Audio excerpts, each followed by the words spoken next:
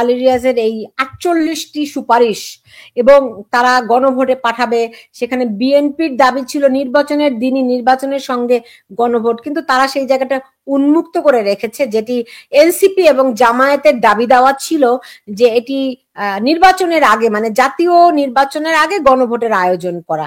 সেই জায়গা তারা দুদিকে উন্মুক্ত করে রেখেছে। আলটিমেটলি তারা কাকে সন্তুষ্ট করতে চাইলো? রুমা, আপনার কথা শুনতে পান, আপনি আনমিউট করতে হবে আপনার মাইক্রোফোন। ধন্যবাদ সুলতানা। তারা আসলে নিজেদেরকে সন্তুষ্ট করতে চাইছে, এর বাইরে তাকে আর কারো সন্তুষ্ট করার কোনো প্রয়োজন আছে বলে আমার মনে হচ্ছে না। গায়ের জোরে ক্ষমতা দখল করেছে, ক্ষমতা দখল করবার জন্য দেশের শত শত হাজার হাজার নিরীহ ছাত্র জনতা পুলিশ হত্যা করেছে, এবং সেটাকে স্থায়ী করবার জন্য, দীর্ঘস্থায়ী করবার জন্য যা যা কিছু করবার তারা করেছে। বিএনপি যে বোকা সেটা আমরা আগেই বলেছি, আমরা নানা ধরনের কথা বলেছি যে বিএনপি আসলে বোকা, আর তারা হয়তো এখন ফিল করতে পারছে যে তাদেরকে বোকা বানানো হয়েছে। আসলে বোকা বানানো হয়নি, তারা বরাবরই বোকা ছিল বলেই আজকে ইউনূস এই পর্যন্ত আসতে পেরেছে এবং দেশটাকে খাদের কিনারায় নিয়ে গেছে। দেশটা আমাদের হাতে আছে কি নাই, মানে এরকম একটা পরিস্থিতি কিন্তু আমাদের ভিতরে এরকম প্রশ্ন আসছে। তো সেই পরিস্থিতি বিএনপির সাথে না থাকলে ইউনূস আসলে পারতো না, একদমই না।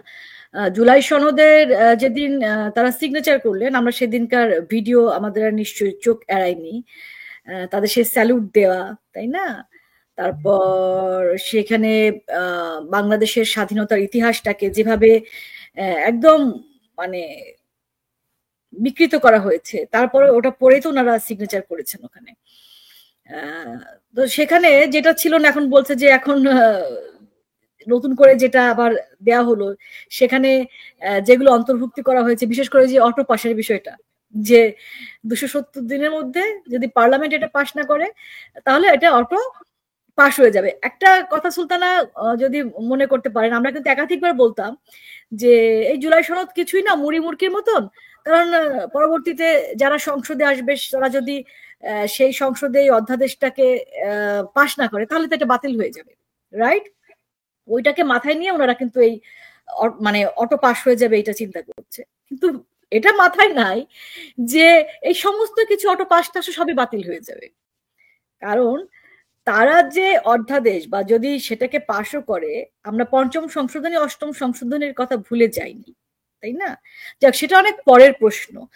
মানে এখন শুধুমাত্র বিএনপি বোকামি করছে তা না, আমি বলবো মোহাম্মদ ইউনূসও যথেষ্ট বোকামি করছে। উনি বাংলাদেশের মানুষকে আসলে চিনতে পারে নাই, যার ফলে ওনার যা ইচ্ছে তাই করছে। মানে আপনি সুলতানা, আমি, রুমা, সঞ্জয়, রাইট? আমরা তিনজন মিলে আমরা এরকম, বা তিনজনের আলাদা আলাদা তিনটা বানালাম যে বাংলাদেশ এইভাবে চলবে, এইটা হবে, আমি অমুক হব, তুমি তমুক হবা, এবং এটা যদি সংসদে পাশ না হয় তাহলে এটা অটো পাস হয়ে যাবে, মানে একটা ফাইজলামি। এবং আপনি দেখেন বিএনপি যদি সাথে না থাকে, আওয়ামী লীগ তো ধারে কাছেও নাই, শুরু থেকেই নাই, বাংলাদেশের মোট জনসংখ্যার যদি প্রতিনিধিত্ব করে তাহলে আওয়ামী লীগ আর বিএনপি বাদে বাকি কয় পার্সেন্ট থাকে? আর 30টা দলের কি 30 জন কি 30টা এক্সট্রা ভোট আছে নিজেদের ভোটের বাইরে? যে 30টা দল, আমি জামাতকে বাদ দিয়ে বিএনপি কে বাদ দিয়ে বাকি জনের 28টা ধরলাম, 28 দলের তো প্রেসিডেন্ট সেক্রেটারি কেন, ফুল কমিটি আছে কিনা I mean doubt. Full committee আছে? আমি অবশ্য জুনায়েদ সাকির ভাইকে চিনি, তার দলের আর কে কে আছে আমি জানি না। সুলতান, আপনি জানেন, নাম শুনেছেন কখনো?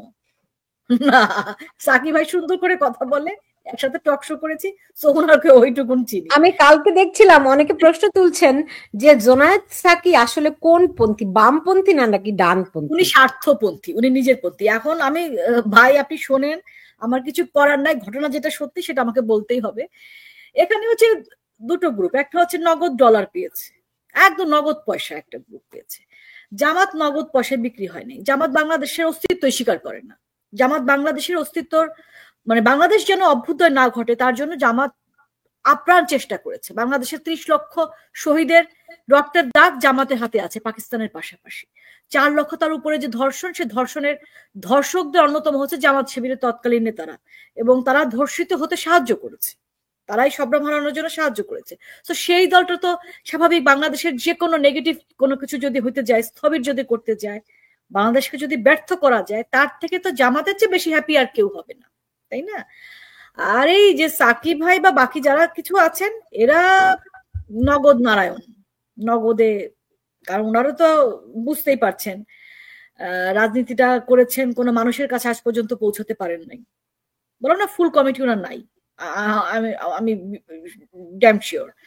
এখন পয়সা টয়সা যদি দু একজন ভাড়াটিয়া কিনে টিনে এনে যদি এক একটা পদে বসানো যায়, এই, এবং আপনার প্রেসিডেন্ট ডোনাল্ড ট্রাম্পের সেই ঘোষিত $29 মিলিয়ন নিশ্চয়ই গরু ছাগল পায় নাই, আমাদের ভাই ব্রাদাররাই পেয়েছে, তাই না? এখন সঞ্জয় দে যদি দেখুন, এই যে রাজনৈতিক দলগুলো যেই দীর্ঘদিন ধরে আলাপ আলোচনা করলো, এই 48টি সুপারিশের মধ্যে তার কি প্রতিফলন আছে? আমি আপনাকে আমার কিছু মানে আমি কিছু বুঝি নাই যে জায়গাগুলো, সেই জায়গাগুলো একটু জানাই আর কি। মানে এটা আসলে তাহলে মানে নিশ্চয়ই যাদের জানা থাকবে তারা নিশ্চয়ই এই বিষয়গুলো একটু ক্লিয়ার করতে পারবে না। দেখেন, এখানে কিন্তু বলা হয়েছে, আমি অধ্যাপক আলী রিয়াজের বক্তব্য খুব মনোযোগ দিয়ে শুনেছি। এখানে কিন্তু কয়েকটা বিষয় আছে, মানে এই সুপারিশে আমরা 48টা বিষয়, ওই বিষয়টা বাদ দেখেন আপনি। বাদ দেখেন মানে হচ্ছে যে ওটা তো পরের ধাপ। আমরা প্রক্রিয়াগুলোর দিকে যাই, যে প্রক্রিয়ার সুপারিশগুলো করা হয়েছে। দেখেন, প্রথমে সুপারিশ করা হয়েছে যে এই আদেশটা জারি করবেন অধ্যাপক ইউনূস। কেন, সেই ব্যাখ্যা দিয়ে আলী রিয়াজ বলেছেন যে এটা জুলাই আগস্ট অভ্যুত্থানের যে ম্যান্ডেট, সেই ম্যান্ডেট অনুযায়ী ডক্টর মোহাম্মদ ইউনূস এটা কর্তৃত্ব রাখেন, তো সেই জায়গা থেকে এটা হবে। তো আমি ওনার কথা যদি ধরেই নিই যে এটা আসলে একটি বিপ্লবী সরকার, সেটা ঠিক আছে। আমার কথা হলো যে তাহলে হচ্ছে যে অধ্যাপক ইউনূস তো শপথ নিলেন রাষ্ট্রপতির কাছে। অধ্যাপক ইউনূস শপথ নিলেন বা তার ইশারা শপথ নিলেন, সংবিধান রক্ষার মানে বিদ্যমান সংবিধান রক্ষার শপথটা নিলেন।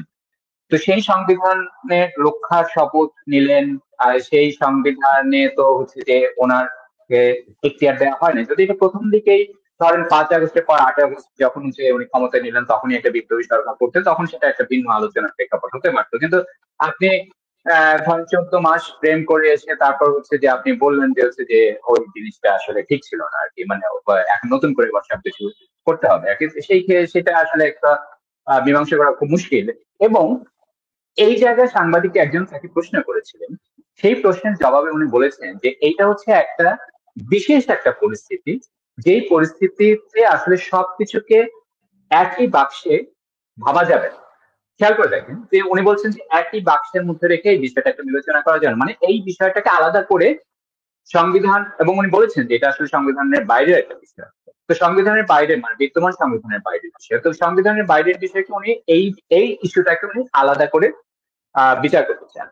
আবার দেখেন, এই রাষ্ট্রপতির মাধ্যমে কিন্তু এ পর্যন্ত একাধিক মানে অন্তত 15-20টার মতো হচ্ছে অধ্যাদেশ জারি হয়েছে। তাহলে একদিকে রাষ্ট্রপতি অধ্যাদেশ জারি করছেন বা করেছেন, সেই অধ্যাদেশের আওতায় অনেকগুলো ঘটনা ঘটেছে বাংলাদেশে, অনেকগুলো বিচার হচ্ছে, অনেকগুলো এই যে আইসিটি আইন পরিবর্তন হয়েছে, সেইগুলার বিভিন্ন কিছু অনেক কিছু গণপ্রতিনিধিত্ব আদেশ টাদেশ চেঞ্জ হয়ে অনেক কিছু করা হয়েছে। আপনি সেই অংশগুলোকে রাখবেন, আবার এই অংশ থেকে বলবেন যে এইটা আসলে ওইভাবে হবে না, এটা হবে এইভাবে। তার মানে এইখানে নির্ধারকটা কে? নির্ধারকটা তাহলে হচ্ছে আমার বিবেচনায় আলী রিয়াজ ঠিক করছেন যে কোনটা কোন অংশ কোনভাবে কিভাবে চলবে। এটা যদি হয়, একটা দেশের আইন ব্যবস্থাপনা যদি হচ্ছে একজন ব্যক্তি বা 5জন ব্যক্তি তারা যদি ঠিক করেন যে আমি ওইটুকু করবো ওইটা সংবিধানের ওই পুরোনো সংবিধানে, আরেকটুকু করব বিপ্লবী সংবিধানে, আরেকটুকু করব অন্য কিছুতে, তাহলে আসলে মানে আইন করারই দরকার কি? মানে এই নিয়ম কানুনের তো দরকার নেই। মানে সবকিছু থেকেই তো আমরা আসলে বাক্সের বাইরে বলতে পারি যে হচ্ছে যে অধ্যাপক আলী রিয়াজ যেটা বলবেন আজ থেকে 5 বছর পরে দিনে উনি যেটা বলবেন সেটাই তখন হচ্ছে যে বিবেচ্য বিষয় হিসাবে থাকবে। আচ্ছা, এটাকে আমি জাস্ট আর একটু বলে শেষ করি। সেটা হচ্ছে যে দেখেন, তারপরে বলা হচ্ছে যে ধরে নিলাম যে অধ্যাপক ইউনূস এটা আদেশ জারি করবেন এবং সেটা আসলে উনি করবেনই, আমি আমি যত বুঝতে পারি আর কি। তো সেই অনুযায়ী হচ্ছে যে একটা গণভোট হবে। এখন গণভোট হবে, তাহলে হচ্ছে যে কার কথা অনুযায়ী গণভোট হবে? কি বিএনপির কথা অনুযায়ী হবে, নাকি জামাতের কথা অনুযায়ী হবে, নাকি এনসিপির কথা অনুযায়ী হবে গণভোটটা যে হবে? এবং সেই গণভোটে দেখেন বলা হচ্ছে যে গণভোট পরের সমস্যাটা দেখেন, এই গণভোটের মাধ্যমে আসলে এই যে 48টা বিষয় সংবিধান সংক্রান্ত যে 48টা বিষয়, সেই 48টা বিষয় মানে একটা প্যাকেজের আওতায় থাকবে। বলা হবে যে আপনি মানে ভোটারদেরকে বলা হবে হয়তো বিস্তারিত একটা কাগজে আলাদা করে থাকবে, কিন্তু ওই ভোটের ওই অংশটা ব্যালটে থাকবে যে হচ্ছে আমি একটা প্যাকেজ দিয়েছি, এই প্যাকেজটা আপনি সমর্থন করেন কি করেন না আপনি বলেন। তো আমরা যে অতীত ইতিহাস দেখি, আমরা দেখি যে গণভোটে আসলে সরকারি গণভোট বাংলাদেশে যা যা হয়েছে সেই গণভোটের রেজাল্ট কি সেটা নিশ্চয়ই আমরা নিশ্চিত হয়েই আসলে এই জায়গাটায় যাচ্ছেন। আমার প্রশ্ন সেইটা না, আমার প্রশ্ন হচ্ছে যে ধরেন গণভোটে জিনিসটা বাস্তবায়ন হয়ে গেল, মানে সবাই বললো যে হ্যাঁ, মানে 98% লোক 99% লোক এটাকে বললো যে হ্যাঁ এই সংবিধান সংশোধন হবে। খেয়াল করে দেখেন তারপরে অনেকগুলো সমস্যা আছে, বলা হচ্ছে যে একটা সংবিধান কি সংস্কার পরিষদ আলাদা হবে এবং জাতীয় সংসদের সদস্যরা একই সঙ্গে থাকবেন, তারা একই সঙ্গে দুইটারই শপথ নেবেন, এগুলো করবেন, কিন্তু তাদেরকে 270 দিনের মধ্যে এটাকে অ্যাপ্রুভ করতে হবে। অ্যাপ্রুভ করা মানে কি? অ্যাপ্রুভ করার ব্যাখ্যা দিয়ে বলছেন যে এটা কিন্তু অন্য কিন্তু কোনো কিছু বদলাতে পারবেন না, মানে যা যা আছে সবই ঠিক থাকতে হবে, শুধু হচ্ছে আইনি ভাষা, আমরা যেহেতু হচ্ছে এগুলোকে আইনি ভাষায় সংবিধানের ভাষায় ঠিক মতো লিখি নাই, ফলে আপনাকে আসলে আপনার কাজটা হবে কি, শুধু আপনার কাজটা হবে এটাকে একদম পরিষ্কার আইনি ভাষায় লিখে এটা লিখে বলতে পারে, মানে একজন করণিক যে ভূমিকা পালন করে, মানে ওই আহ সংবিধান সংস্কার পরিষদের ভূমিকাটা হবে আলী রিয়াজ বা অধ্যাপক ইউনূসের নেতৃত্বে যে ঐকমত্য কমিশন যে সুপারিশটা করেছিল সেইটার বানান টানান বাক্যটা খুব সুন্দর করে লিখে একটা আইনি পরিভাষা দেয়া। উনি বলেছেন যে এর বাইরে যাওয়ার কোনো এখতিয়ার তাদের থাকবে না, যদি 270 দিনের মধ্যে তারা অ্যাপ্রুভ না করে তাহলে এটা অটো অ্যাপ্রুভ হবে। আবার দেখেন খেয়াল করেন, আমি মানে আরেকটা সমস্যার কথা বলি এখানে, এটা বলে শেষ করি।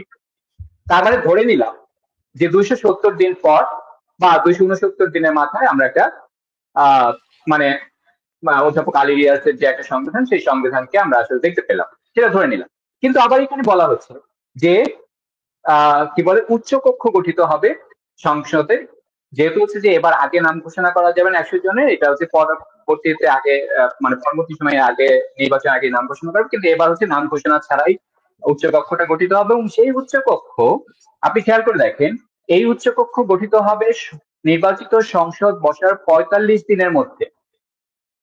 এখানে সমস্যাটা দেখেন, আপনি সংবিধান বর্তমান সংবিধানে উচ্চ কক্ষ নাই, তাহলে আপনি জিনিসটা ধরেন 269 দিনের মাথায় নতুন সংবিধান আসবে, সেইখানে উচ্চকক্ষ থাকলো কি থাকলো না সেটা মানে থাকবে তো অবশ্যই, যদি এটা মানে যেহেতু এটার মধ্যে আছে, মানে 269 দিনের মাথায় আপনি উচ্চকক্ষ তৈরি করলেন, কিন্তু আবার বিধান লিখে দিচ্ছেন এইখানে যে এই সংসদ গঠন হওয়ার 45 দিনের মধ্যে আপনাকে হচ্ছে যে একটা উচ্চকক্ষ গঠন করতে হবে।